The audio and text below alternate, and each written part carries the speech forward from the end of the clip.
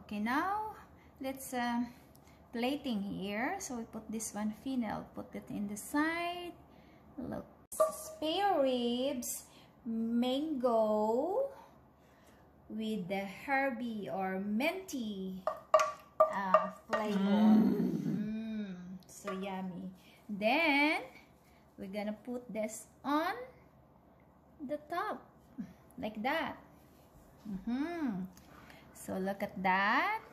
So that is the ribs right now. The herbs ribs in mamaya.